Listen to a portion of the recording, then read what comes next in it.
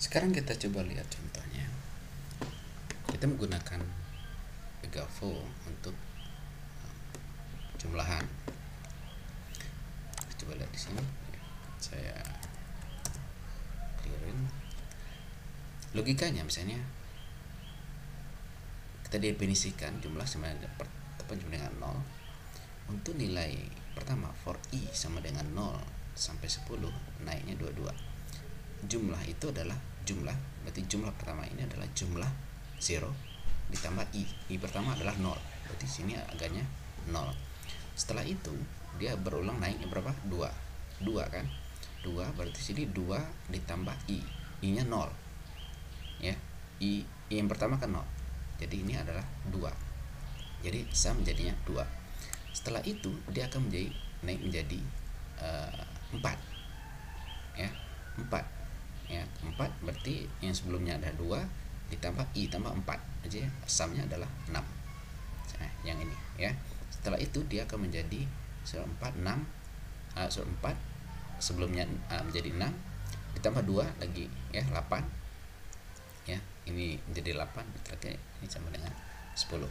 Sekarang kita coba yang kita run hasilnya. Nah, hasilnya 30.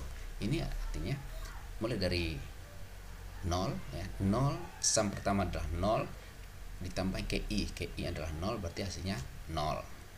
Kemudian yang kedua adalah dia naiknya 2 ya. Jadi ini 2. Yang kedua 2 sum sebelumnya adalah 0 ditambah sum berikutnya 2. Ya, nilai i ke berikutnya adalah 2. Berarti nilai sum semuanya adalah 2. Ya, jadi di sini 2, 0 tambah 2 tambah 4 tambah 6 tambah 8 tambah 10 ya. Yang totalnya adalah 30. Kemudian kita bisa juga menggunakan for untuk menghitung nilai faktorial ya. Misalnya kita coba run ya. Nilai faktorial dari misalnya 5 ya, kita enter. Jadi di sini dia nilai faktorial pertama kita definisikan 1, berarti nilai untuk i sampai dengan 1 sampai n itu adalah parameter yang kita input n, berarti di sini kita enter 5, berarti 1 sampai 5 ya faktorialnya. Berarti nilai faktorial adalah nilai faktorial dikali i. Nilai faktorial pertama adalah 1, nilai faktorial n faktorial adalah 1, yang ini 1. Kemudian nilai ki nya, i pertama adalah 1, berarti 1 kali 1 artinya 1 ya. Kemudian apalagi setelah itu kedua ya, kedua, ketiga, keempat sampai ke 5. Kalau kita enter hasilnya berapa? 105 faktorial ya, 5 kali 4 kali 3 kali 2 kali 1, atau 1 kali 2 kali 3 kali 4 kali 5. Oke, ini hasilnya 120.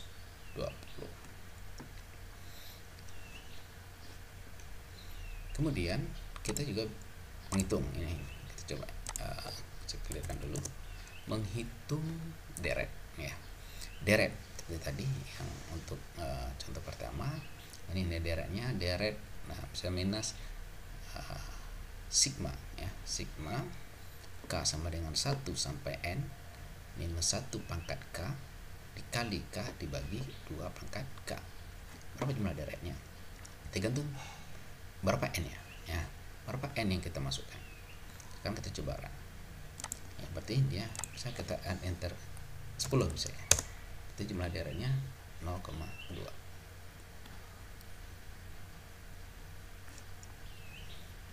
Oke, kemudian kita juga bisa menggunakan logika for ini untuk misalnya mengetuk harga sinus misalnya, tapi ini saya bikin dalam bentuk function, fungsi ya. Sekarang misalnya ini kita menghitung nilai sinus fungsi sinus, dia itu menggunakan deret Taylor. Gimana? Ini bentuk deret Taylornya adalah minus 1 pangkat k kali ya, ini sudutnya dalam bentuk apa namanya, degree ya, derajat